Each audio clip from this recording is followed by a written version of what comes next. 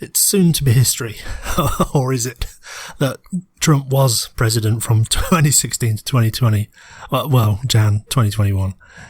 Looking back, and it has been a long 4 years, all manner of commentary has been made. Some have said it was the worst thing to happen, some still maintain it was the best thing that happened, and some say, well, at least this will galvanise a new politic to coalesce in reaction. Remains to be seen as to whether that's the case. It seems that the Biden squad won the 270 electoral seats necessary and with a 5 million vote lead, despite what Giuliani said from the car park of a garden centre, aptly situated between a pawn shop and a cemetery. It seems quite appropriate that that's where the fascist regime went to die. I've poked fun at the QAnon thing, which isn't actually a conspiracy per se, but a collection of many conspiracy theories, internet tales, rumours, whispered phrases and one-liners made to sound sinister that actually have no meaning.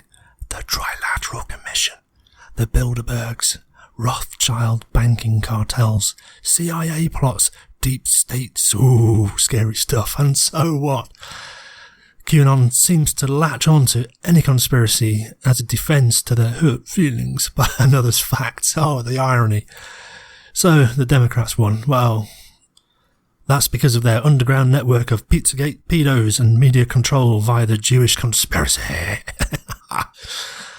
At the moment, abortion is still on the legal books, again, because of the satanic worship and practice of infantile sacrifice. That's why.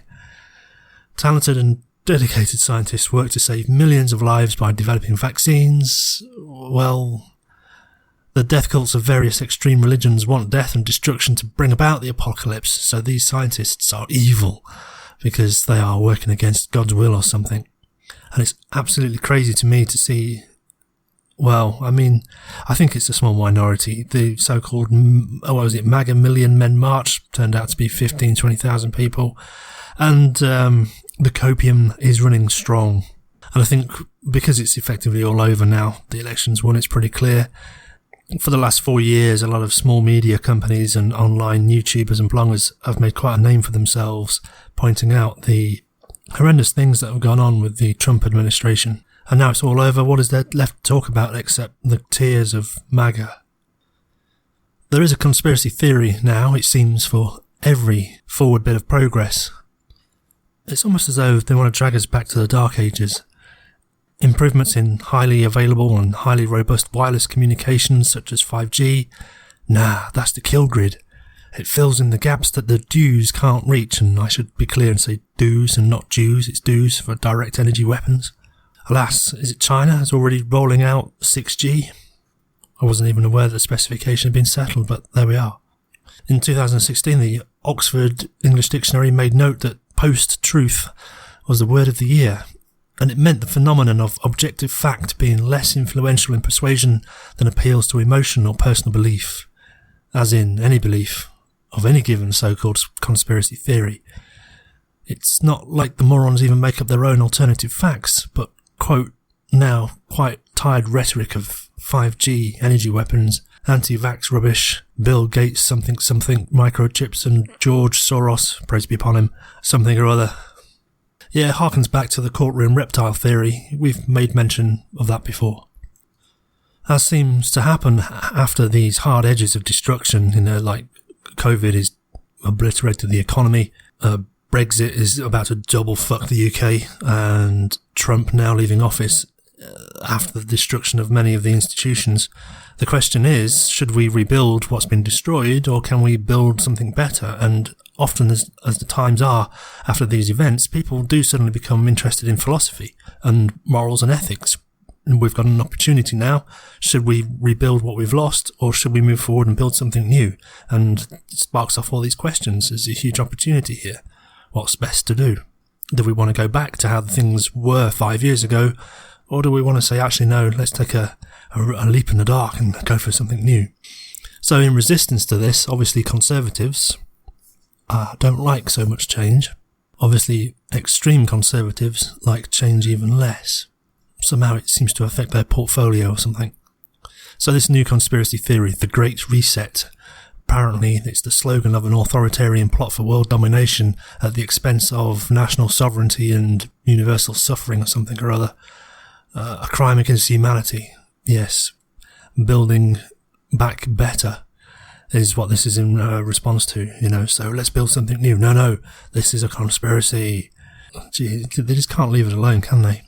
So a couple of episodes ago, I went to task to describe the workings of vacuum pumps and so-called sucker pads.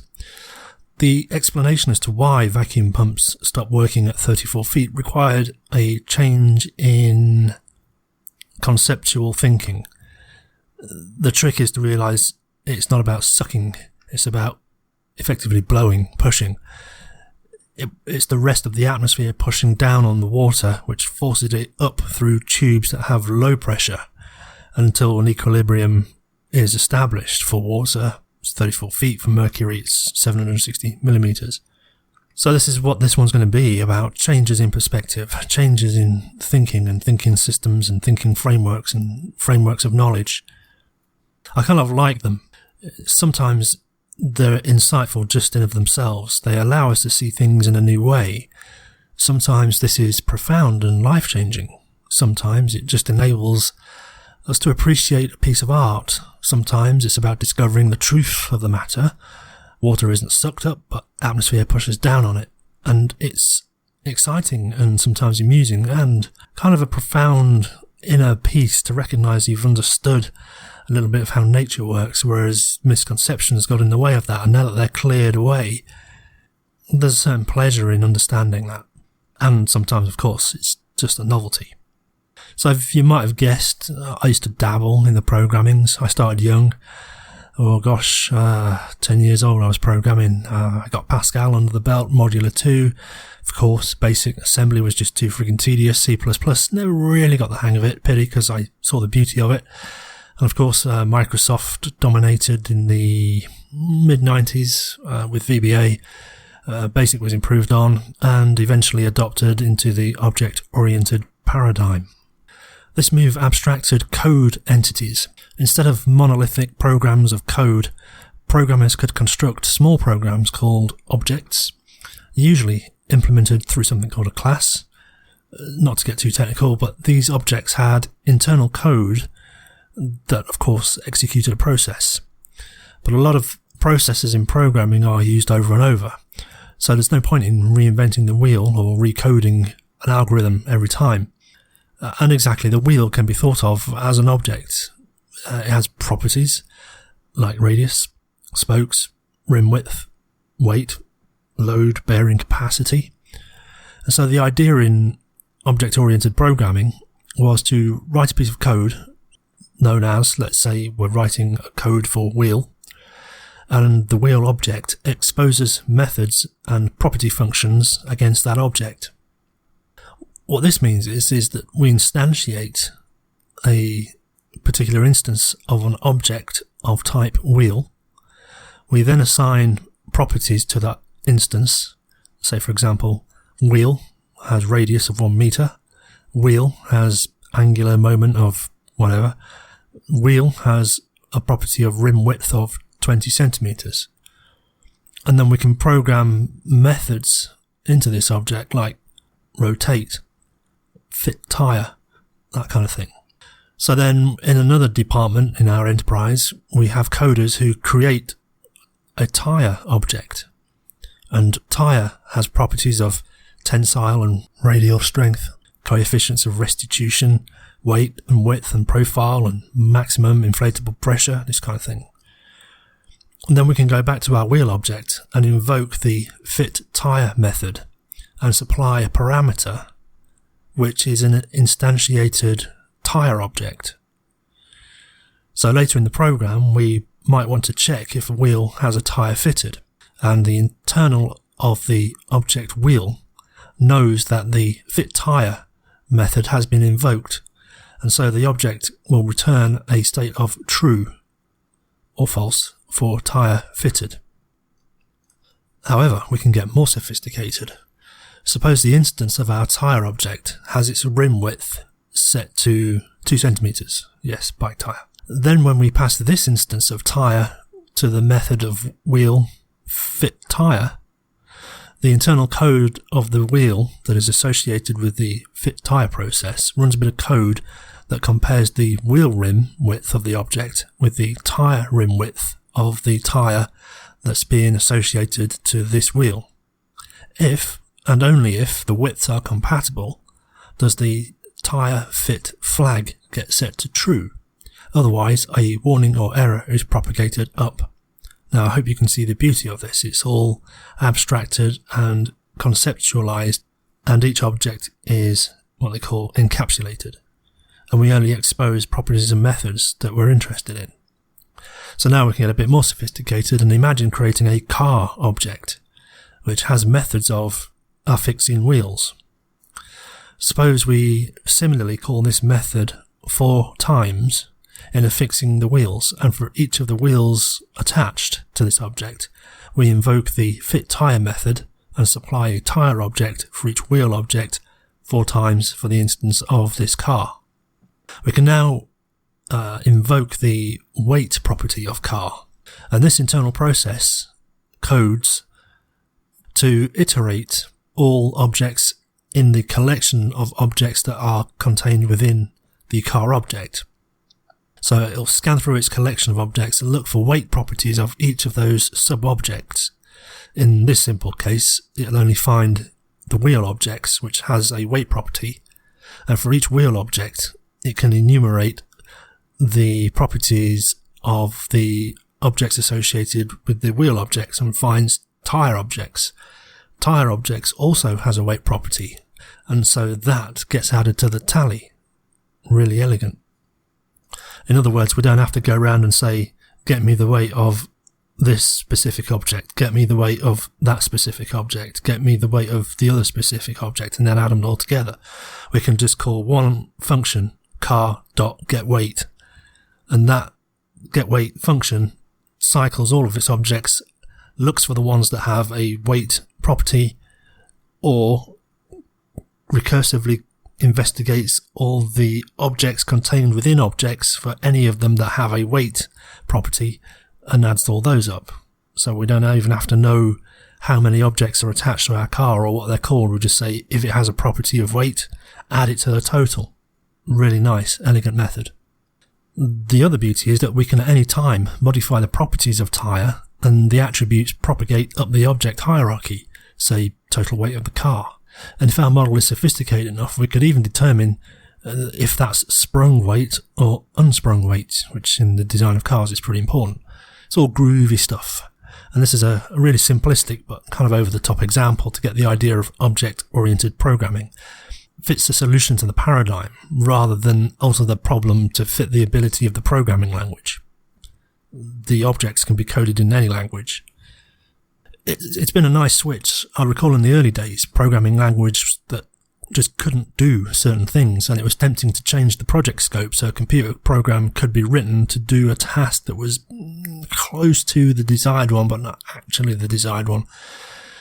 More challenging projects were, for example, the implementation of regulatory frameworks, reducing the legalese to if-then statements that fit in a computer language was possible only to a point. And then what happens if the regulations change? A slightly harder problem was if you want to know, say, if a stock portfolio was in breach of regulations at any given date. Tricky stuff to reduce legalese to so-called first-order predicates.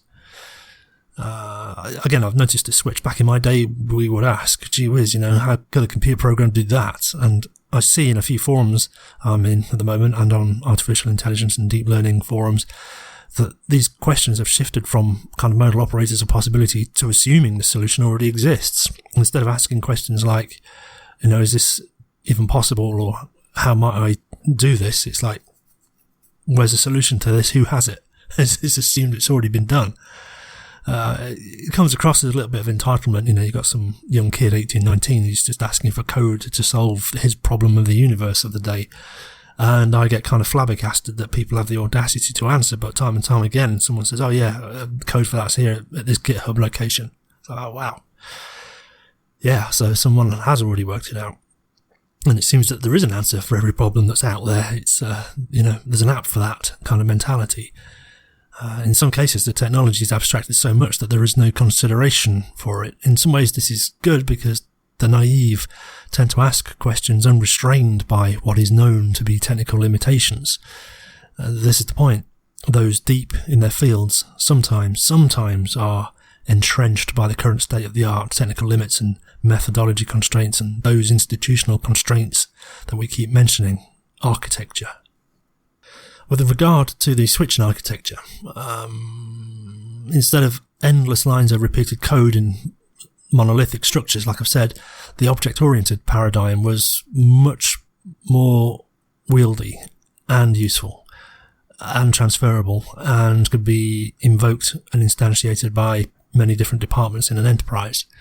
So, for example, an author could write a series of financial objects that take stock data and assign the object properties to that data, and then simply call the functions of those objects, and then outputs would cascade. These objects could then act as properties to other objects, so the output of one object could feed into another object, and a network of objects suddenly describes a model. We already did this. Tyre goes on the wheel, wheels go on a car, that kind of thing. Architecture, it has been noted, not just software, but also so-called brick-and-mortar architecture, is very responsive to aesthetic and technological trends. It's one of the first things to shift, kind of like in the so-called arts and sciences, if you like. Sure, the architect will be restrained by the structural engineers, who will be constrained, I assume, by budget, in the same manner that we described the car object. It has multiple instances of wheel, and each wheel has an instance of tyre. We could also set limits, as well as weight constraints, but also on cost constraints. We can add in, as a parameter on the wheel object, a property of cost. And then we can put a design object that says that the total cost of a build of car should not exceed whatever limit we put on it. And we can also fine-tune that and say that the budget limit as applied to the object wheel should not exceed $1,000 per wheel and tyre combination. Then we can change the parameters of the car by putting on more expensive tyres and cheaper wheels, or more expensive wheels and cheaper tyres. And we can run that through a simulation, and at the end of the day we can see how that component performs and whether it's within the budget constraint. So then when someone tries to invoke the add tyre method on a wheel in combination with a wheel where the budget limit is hit, only certain combinations are going to be feasible for the budget. And again, the elegance in the model is that just setting one property of wheel, the price, the combination costs put a limit on the design team, so they're not wasting their time building all this elaborate stuff only to realise it's over budget. As soon as they try to add the wheel, the budget constraint object says, no, you can't add that wheel. And then even if they don't see that error message and try to run the car model says you haven't attached any wheels yet, because the flag hasn't been set that says that it has a tyre fit or a wheel fit, because it got kicked out at the budget level. So you can build also into the model constraint objects. A more exciting variant could be to set the wheel tyre cost as a percentage of the total build, although I don't know why anyone would do this.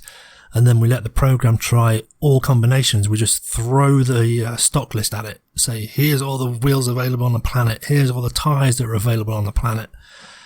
Find the optimal solution that comes in with these performance parameters and with this financial constraint.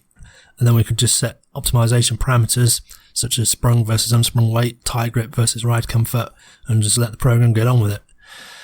And the objects of tyre and wheel would have in them all the complicated maths to consider hysteresis grips, adhesion grip, heating, loading and unloading cycles of the rubber, which will be a property of application. And we could construct application objects that define things like top speed of the vehicle in operation, average speed, typical durations, duty cycles, and because we know the wheel and tyre diameters, then we can calculate the rotations at those speeds, calculate angular momentums and how this affects handling, and how that interacts with said tyres, and how the tyre's particular rubber compound responds in terms of heating and cooling and friction cycles, and so on and so on. And then it's important to know at what temperature the tyre degrades and whether the typical duty cycle of the particular application will ever reach that, in which case the budget might need lifting to a more specialist tyre compound. So we can go crazy elaborate building all these objects with all different constraints, and we just end up tweaking parameters rather than recoding things. So in my rambling about moral philosophy, I've mentioned deontology, teleology, and now ontology. Ontology approximately is a synonym for metaethics, but for some reason metaethics has an associated negative connotation. I'll just kind of pick up on that. And ontology is a branch of philosophy that studies concepts that are high level, quite abstract notions. While, say, moral philosophy can discuss right and wrong and what ought or ought not be done, ontology asks questions like, does right or wrong actually exist? What is whatness? Do physical properties actually exist? I muddled through one in the last video. Does distance actually exist? Even though we can measure displacement between objects, does distance itself exist? And for that matter, what actually is existence? Yeah, at first glance it's a bit much, but make no mistake, some very clever people attempting to answer what are actually quite tricky questions. So ontology is a formal description of knowledge as a set of concepts within a domain, and it describes the relationships that exist and are plastic that hold these concepts together. So really it's a description of the objects, the instances of those objects, the classes of objects, the methods and attributes of those objects, and the relation between those objects, as well as restrictions, rules, and assumptions in that model. So I think the analogy of these objects I've been describing in the computer paradigm of tyre, wheel and car kind of get the idea across. We have objects, they have properties and methods, and then we can build into those rules. Like when you add a wheel to a car, you increase the count of wheels by 1, and then you have a constraint object that says I'm building a 4-wheel car, so if some lunatic wants to try and add a 5th wheel, they get a warning that this is not part of the model. But as a result, once we've defined all these objects like car and wheels and tyres and engines and seats and comfort, sprung weight, unsprung weight, and then all the objects that describe those relationships, where the wheels go, what type of tyre goes on the wheel, that kind of thing, we can then just share those objects with another design team, or we can just, let somebody else instantiate their own version of car, and all the rules and all the descriptions and relations of all those objects go with it. But also there's something in the computer paradigm of object-oriented programming called, polymorphism and superclasses. I think it's superclasses, polymorphism. I'm getting confused. I'm going to have to look it up. So polymorphism would be an example of that would be where we create a shape object, and we haven't said how many sides it has yet, but it has sides. Another, therefore, property of a shape object is that it has a perimeter. And another method of shape object would be that it can be rotated. Now we can instantiate an instance of this object and then give it 4 sides, in which case it would be called a square. And square still has the perimeter property and it has a rotation property. We could then instantiate another shape object and give it 3 sides. And this one would be defining a triangle, but it still has a perimeter property and it still has a rotate method. So through defining the processes of rotation and defining how to calculate perimeter, we can write that code in a generic way that applies to shape object. But from shape object we can instantiate squares, rectangles, pentagons, hexagons, circles, whatever you like, and those methods and properties are still going to work. Polymorphism. But we can also override particular instances of certain classes. So where somebody has taken the time to create the wheel object, which has number of spokes, total mass, angular momentum at certain speed or whatever, we could actually override that object and add to it our own properties and methods. If the object provided to us isn't sufficient, so we can just write a couple of more lines of code and add in another process, or add in another property, or add in another method. And we could call this object superwheel. So then we'd have all the properties methods inherited from wheel, plus the ones that we add in over the top in our superwheel class. So what's all this getting to? Well, I'm trying to get to object-oriented ontology. Maybe there's already a connection made in your thoughts between the objects, properties and methods. Indeed. So from time to time I have had the wandering thought that stuff itself doesn't exist. But what it is actually twists in space-time that make kind of gnarly nodules of twist in space-time. And the interactions of these twists in space-time is what we actually experience as stuff. But don't put stock, and we of course are made up of huge knots on knots on knots on knots on knots and twists and knots on twists and nodules of twists on twists. That's what makes us up, and our body just moves through this space-time stuff, moving the twists and nodules with it. But don't put too much stock in this notion, it's a metaphor. Anaximandros, I think otherwise pronounced Anaximander, described a period whereby eventually the universe would have all its opposites cancelled out and it would return to a formless, neutral aperion. Perhaps what we might imagine as a Bose-Einstein condensate. Interestingly, this opposites notion, it is said, inspired Marx as he wrote his thesis. More on that later, a lot later. It's on the script. It's, 100 pages away. There is, however, a notion that architecture is this kind of thing. Not a thing for its own sake, but its relation to other forms. It doesn't stand in a vacuum. Architecture is a result of processes and contextual relations. The first notion is that doors are the shape they are because, human beings are typically taller than they are wide. And windows are the size they are because, depending where they are, that's the amount of light that's desired in sunlight that we want to come through into the internal. And that's a function of how bright the sun is, and the distance Earth is from the sun, and humans' preferences on brightness is all a kind of function of evolution. So many interlinked properties. As explicated with the computer programming paradigm of object-oriented programming, it is noted that object-oriented ontology has similar notions, that objects are not the same as their properties or methods. And like my twists in space metaphor, I don't know how many times I've mentioned on the channel now, tension, objects are not their properties, but an object's relation to its properties give rise to the tension, and this tension creates change in the world.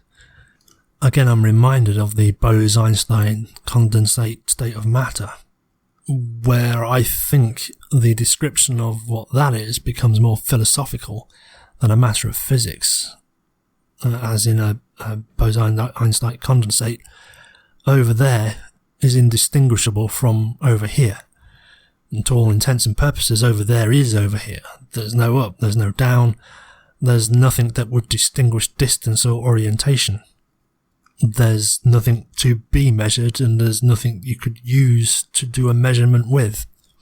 So object-oriented ontology has interesting postulates that there are two kinds of things, real objects and sensual objects. Real exists in the sense of whether they are affecting anything else or not. It's quite hard to imagine an object that isn't affecting anything else. Gravity, for example, works at all distances, as far as we know. And then there are sensual objects, which exist only in relation to some other object. Object-oriented ontology describes the object properties, real and sensual. Hence, we have four combinations that are foundational descriptors of space and time, and two other terms labelled essence and eidos. So that's where this concept of philosophy has borrowed from computer science. Yet, interestingly, more recent advances on computer science have borrowed from philosophy. We're going to get into the semantic stack a bit later, which leads into artificial intelligence. But computer science, and in relation to the Internet of Things and connected data, machine learning, suitable frameworks and so on have been developed with their own ontologies. Triple O, can I call it Triple O, object-oriented ontology, Triple O, holds the position that all objects, real, emergent, or composite, or even fictional entities, legal fictions if you like, concepts, are actually all fictitious. So think, if you will, of an apple. Yep, round, greenish yellow, sometimes red. What else can we say? Weighs a few 100 grams, juicy, typically hard, refreshing to eat, good in a crumble or in mince pies with the appropriate seasoning and cooked to death at Christmas. All these particular properties occur together so often in coincidence of our lives that we find it convenient to label these coalescing properties found in a single object as apple. However, yes, this labelling is superficial. The apple isn't even merely a bundle of its attributes and properties either. But it is, of course, infinitely more involved when we think of all the chemicals that make up its skin, its flesh, and the atoms and the atomic bonds that make up that thing. In other words, apple is a convenient label to this phenomenon that we experience. Apple doesn't really exist. It's a function of perception at an appropriate level. Since ontology is about asking what there is, the simple answer most would accept is everything. And while amusing, logicians have their play too. For example, are there some things that don't exist? Is that a self-contradictory question? What about dragons? Do they exist? When asked, people can usually describe one. So the distinction is made to specify dragons exist as a concept. And dragons have a property of being fictional or imagined. And it does exist in the realm of ideas or concepts just the same way as an apple or a cup does. Yes, we can see an instance of the concept of cup, literally, but we can't see concepts. But not so fast. Seeing the cup or feeling the cup, to know it exists, are really sensations. And since sensations are mental, how can we know whether it's a cup or a sensation of cup that we're labelling as the experience of interaction with this solid object that we think is a cup? So what's the difference? And then there are things that exist for which no human has had experience, but that's trivial. Triple O maintains that language, therefore, is always an oversimplification, as language expresses things in terms of properties, which is always inadequate, but just enough for cooperative efforts. Quine, a theoretical philosopher and logician, said that there is no entity without identity. Something without properties, methods or attributes is no thing at all. So we need to understand or appreciate what descriptor separates, differentiates, or otherwise we're back to Bose-Einstein condensates, I suppose. And this is it. This ontology in general is a description of our commitments, of our axiomatic presuppositions, that there are things we recognise as concepts, such as those things we can call objects that have methods and properties and attributes, and have a functional relation to other objects. Triple O also holds to the notion that objects exist at all scales, quarks and smaller to universe and larger. Complexity is not a qualifier for an object. In this context, objects are all those things we might not otherwise qualify. They include a class of things not traditionally considered objects in the everyday sense of being solid and made of material. In this sense, objects are things that cannot be entirely reduced to the components of which it's made or to the effect it has on other things. When asked, what is this thing? A hammer or a drill or a car or a house, there are many responses, but in the end, the descriptions say what the thing does or what it's made of. These two kinds of knowledge are highly valued in a world driven by commerce, whereby knowledge of what a thing is and how it can be used to do stuff has massive utility.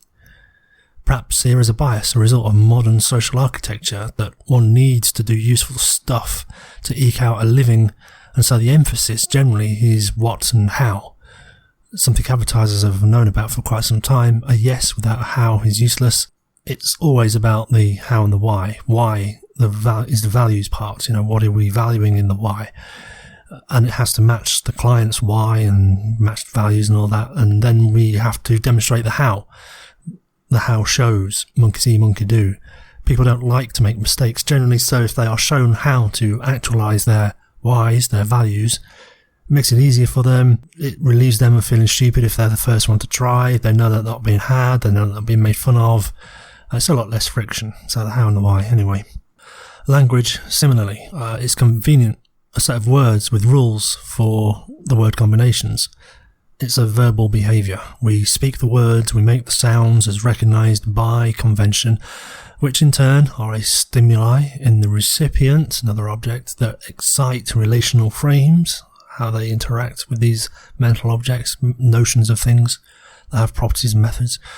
Language has its rules, again, how these objects interact with each other, and these rules are kind of like a lock and key to encode and decode the excited relational responses. So take, for example, in English, the word strike.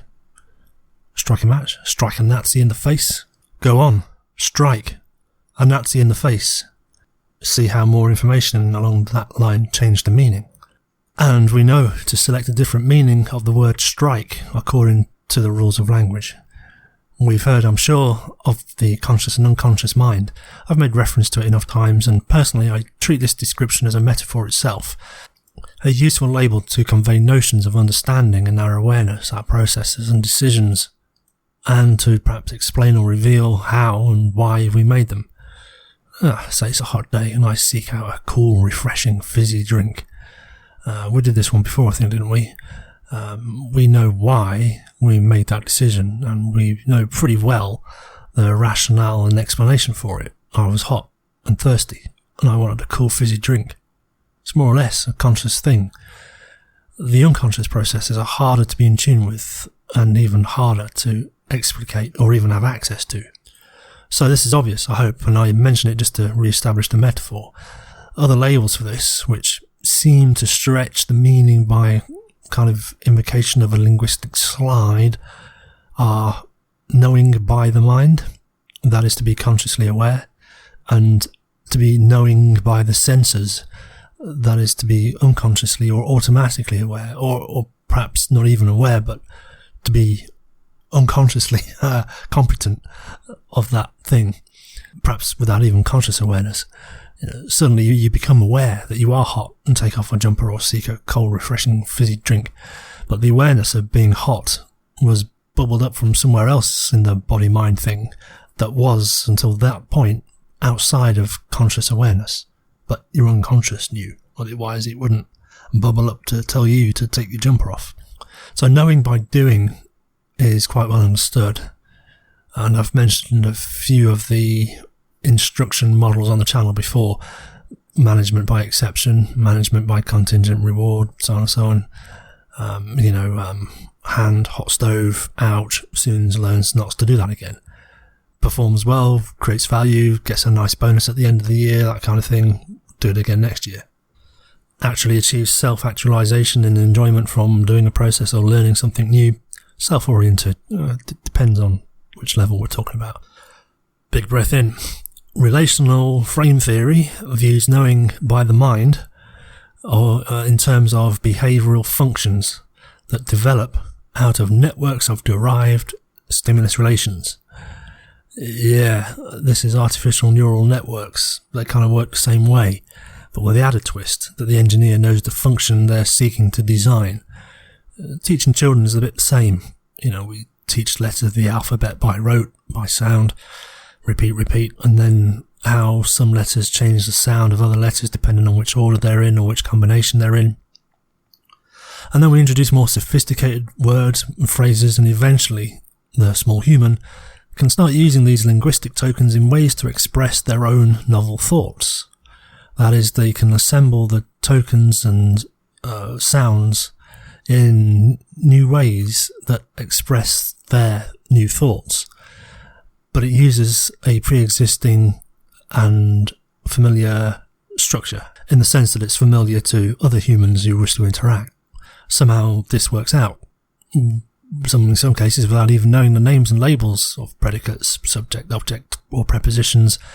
It becomes instinctual, it becomes unconscious. We have a neural network for language. These kind of functions and notions of constructing sentences and making meaningful responses almost happen on the fly. It's very, very fast. It's the behavioural functions that seem to be manipulating or transforming these neural networks to enable communication. Minds, then, are full of this relational behaviour. It's less a mental event, language, and more a behavioural response. Hence, all the work in behavioural psychology and therapy models such as ACT, actually as it's called ACT. What's that? Commitment therapy, acceptance and commitment therapy. Relational frame theory has a core of concepts within its research domain. The long and short of it is that relating is a learned behaviour. Oversimplified, this notion is propped up by 3 pillars: relational frames, relational networks, and abstractions to and from the specific context or situation. Metonyms for these 3 pillars are labelling, storytelling, and problem solving.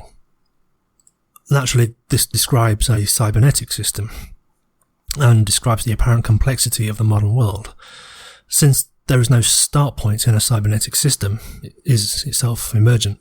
Let's just leap into storytelling, which can have an influence on others, and other stories influence the teller from other storytellers. And these stories include descriptions of the world and peoples and social norms and expectations and exceptions of things, or potentials or hopes and dreams, which gives rise to new labels for newly discovered things through the slicing and dicing of language use, which generates new stories, which gives way to new ways of seeing things and new ways of analysing the world, which generates new concepts that all need a new name, that require new tools and new ways to control and manipulate these things. The world becomes more entangled in these relational networks. Kind of current at the moment, Brexit, trade treaties, take a decade to hash out. So many interlinked things. Global supply chains are immensely complicated, even for the basic utilities like water. I suspect the same may be true of the mind.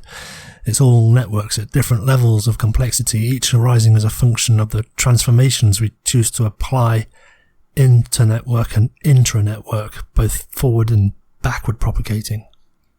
As biology and evolution and the study within those fields have recently come to show, the tree of life is now described as a double-nested helix. It's kind of hierarchical and also interrelated in a helix, neither one nor the other. Mind you, this is our convenient representation, and it's still up for debate actually as to where the root is or what properties the most ancient cells possessed. The structure we see today kind of gets fuzzy when we go that far back down the tree of life. It's almost as though there isn't a start point, but of course, instinctually we realise it must have come from somewhere. Philosophy and physics seem to have similar ebb and flow. We call it a PhD in science when we get really good at it. Philosophy, doctorate, is it? Yeah, doctorate in philosophy. Physics is chasing down the most fundamental unit of universe, and we've seen the discovery or confirmation of the discovery of the Higgs boson, and analysis looking into leptons, hadrons, baryons, quarks, and if it's even an appropriate term, smaller things, strings, M theory, and all that good stuff.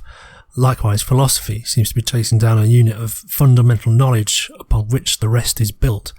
Much like biology, evolution, well, it's not accurate to say that they are actually looking for the start of life. That's an area of study called abiogenesis.